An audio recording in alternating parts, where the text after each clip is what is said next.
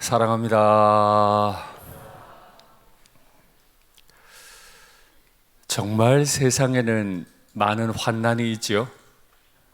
이 환난이 굉장히 당황스러운 건 너무 상식 밖의 상황에서 이 일이 일어난다는 겁니다. 그리고 이 환난의 모습이 너무 많다는 거예요. 어떤 때에 일어날지 우리가 알지 못한다는 겁니다. 최근에 우리나라는 이런 환난들을 경험하고 있습니다. 그래서 국민들의 한이 자꾸 사무치는 것 같고 또 정치 지도자들은 이 때를 이용하는 것 같기도 해요.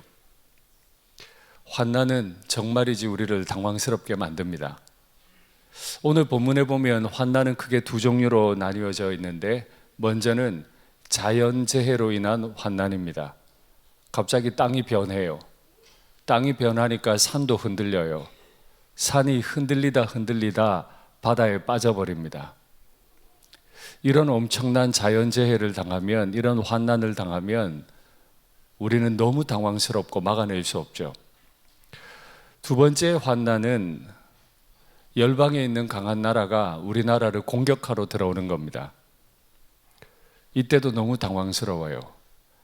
자연재해를 만나든지 열방의 나라들이 공격해 들어오든지 그 환난을 당하는 사람들의 공통적인 대응 방법은 높은 산 위로 도망가는 겁니다.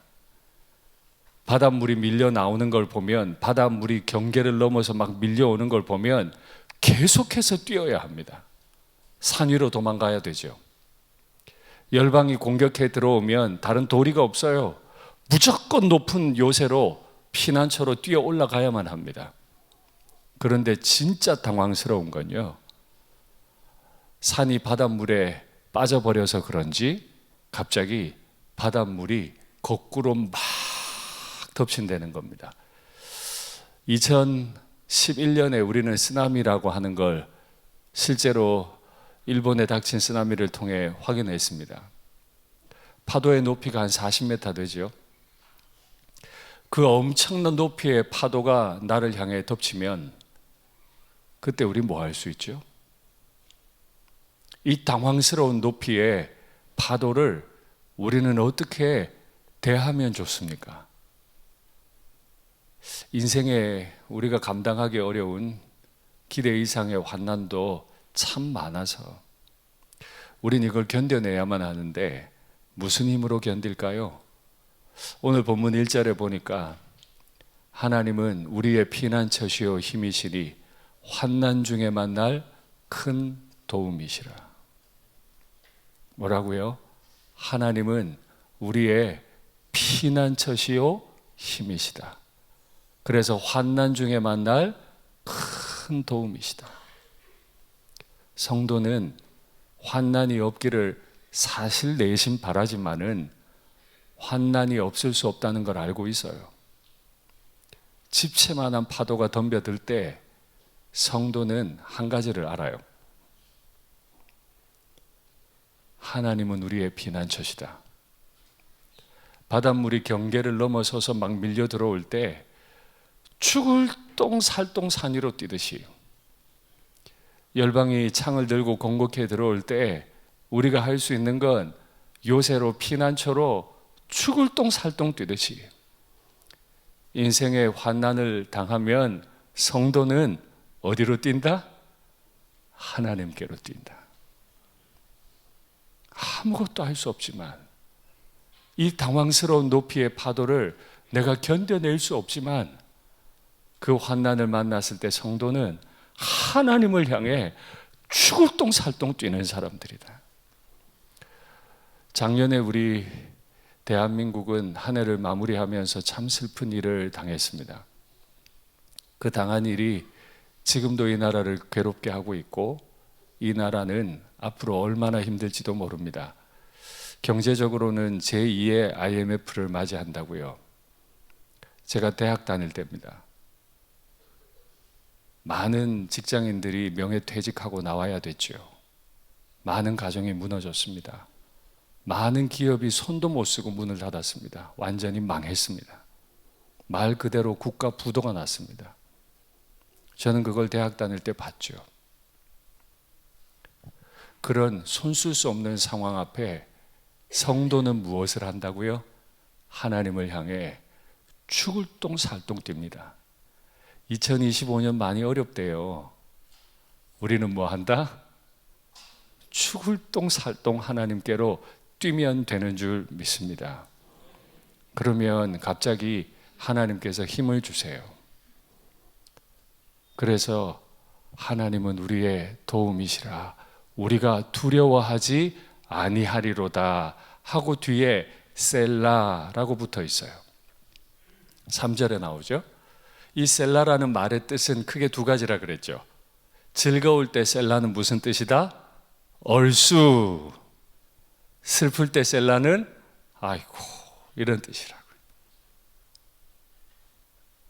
하나님은 우리를 도와주실 거니까 그 40m 높이의 파도 때문에 우리가 두려워한다 안 두려워한다? 안 두려워할 거다. 우리는 죽을 똥 살똥 뛰면 우리를 살려주실 분이 계시니까 너무너무 두려워서 심장이 졸였는데 그 하나님을 딱 발견하고 뛰기 시작하면서 나는 안 두려워 얼쑤 하고 뛰는 거죠. 찬양은 이 하나님을 아는 사람들이 하는 거죠.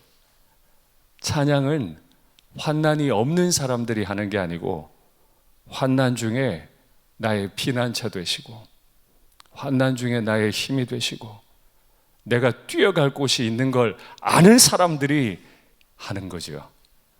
오늘 힘들지 않아서가 아니라 인생이 너무너무 편안해서가 아니라 힘들고 어렵지만 나를 지켜주실 분이 계시기 때문에 그 하나님을 향해 뛰어가면서 하나님을 소리 높여 찬송하는 이 시간이 되면 좋겠습니다.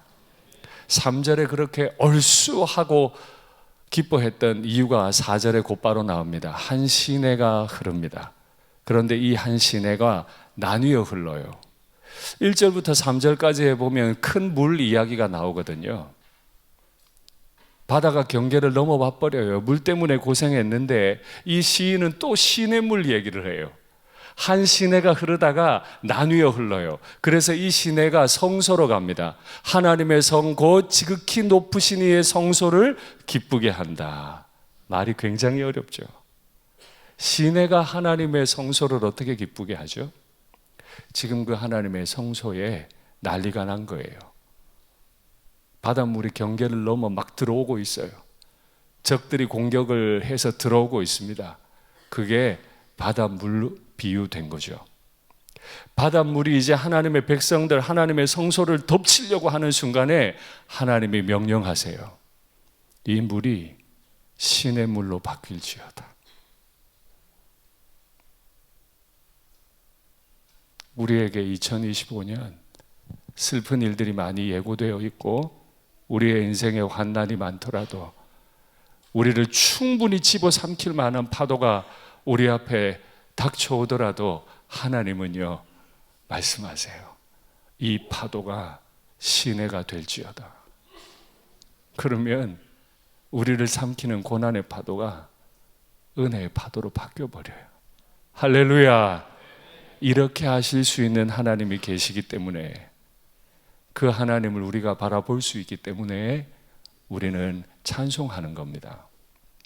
진짜 그렇게 될까요? 진짜로 그렇게 될까요? 어떻게 그게 가능해요? 오늘 시인이 설명해요. 확인할까요? 하나님이 그 성중에 계심에 하나님이 어디 계시다고요? 멀리 계신 분이 아니세요. 하나님의 백성들이 고난을 당할 때 하나님은 그 성중에 같이 계세요. 그러니까 성이 안 흔들려요. 새벽에 하나님이 도우세요. 밤새도록 물이 들이닥쳤어요. 밤새도록 적들이 나를 공격해 왔어요. 숨을 졸이며 내일 아침에 해를 볼 수 있을까 싶었는데 하나님이 새벽을 꽉 붙잡고 계세요. 화정부 목사님 통해 말씀 들었죠. 참 오늘 제 설교가 많이 겹친다, 그죠? 예, 하나님이 경계를 꽉 붙들고 계시기 때문에 이 고난은 새벽을 넘어설 수 없어요. 하나님이 정하신 때가 되면 그 새벽에 하나님이 반드시 하나님을 향해 달려온 그의 성도들을 품에 안으시고 그 새벽을 여시고 도와주실 것을 믿습니다. 이게 어떻게 가능합니까? 하나님이 그 안에 계시니까. 그래서 시인은 다른 말로 이렇게 고백해요. 만군의 여호와께서 우리와 함께 하시니 야곱의 하나님은 우리의 피난처시다. 바닷물이 밀려오고 적들이 공격해 들어올 때 우리가 할 수 있는 거, 우리의 피난처 되신 분에게로 달려가는 겁니다. 그러면 하나님이 한마디를 하시는데 별로 이 말이 마음에 닿질 않아요. 뭐라고 하시는지 볼까요? 너희는 가만히 있어라. 내가 하나님 됨을 알아라. 내가 문나라 중에서 높임을 받으리라. 내가 세계 중에서 높임을 받으리라. 되게 멋있는 말이죠. 근데 기분 나쁘지 않아요. 나는 생고생해서 달려가지고 헐떡거리면서 피난처까지 왔더니 가만히 있으래. 이유는요, 너 말고 내가 높임을 받겠대. 하나님이 높임을 받겠대. 너는 가만히 있으래. 이 말을 2번 반복해요. 나는 내가 좀 높아지고 싶은데 하나님은 너는 가만히 있고 내가 높아질 거라고 2번을 말씀하세요. 뭔가 굉장히 멋있는 말 같은데 살짝 기분도 좀 나쁜, 하나님은 내 고난을 이용해서 당신이 높아지는 분이신가 싶은 살짝 그런 마음이 든단 말이죠. 그런데 그건 하나님에 대한 오해죠. 야곱의 하나님은 우리의 피난처시로다. 너희는 가만히 있어라. 내가 높임을 받을 거다. 그리고 또다시 반복돼서 11절, 만군의 여호와께서 우리와 함께 하시니 야곱의 하나님은 우리의 피난처시로다. 너희는 가만히 있어라. 내가 높임을 받을 거다. 그런데 하나님은 어디에 계시대요? 우리와 함께 계시니. 우리는 낮은 곳에 있고 하나님만 높은 곳에 계십니까? 아니죠. 바닷물이 밀려올 때, 땅이 변해서 흔들려 버릴 그때, 고난 중에도 하나님은 함께 계시고, 우리가 가만히 하나님을 기다리고 있으면 높임을 받으신 하나님이 우리와 함께 하신대요.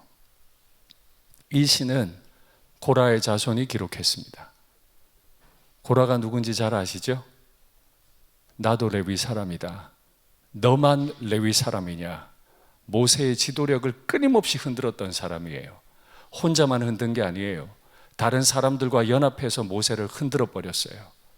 하나님이 그를 땅을 흔들어서 땅 속으로 집어삼킨 사람이 고라죠. 그런데 그 자손이 살아남아서 땅이 변해도, 산이 흔들려도, 바닷물이 넘쳐도 하나님은 우리의 피난처시다. 이렇게 고백했네요. 어떤 상황에서도 이 사실은 변하지 않을 겁니다. 우리에게는 반드시 집채만한 고난이 올 겁니다. 그러나 우리는 그 고난을 마주하고 하나님 앞에 잠잠히 기다리면 하나님이 이 엄청난 파도를 은혜의 파도로 다시 바꾸시고 우리를 그 파도 안에서 높여주시는, 가장 높이 올려주시는 은혜의 도구로 바꾸실 것을 믿습니다.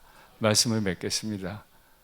오늘 이 하나님이 계시기 때문에, 하나님이 나의 피난처가 되시기 때문에 우리는 찬송합니다. 고난의 파도를 타고 가장 높은 곳에 계신 하나님 앞에 올라가서 하나님 앞에 영혼 다해 찬송을 올리는 우리가 되면 좋겠습니다.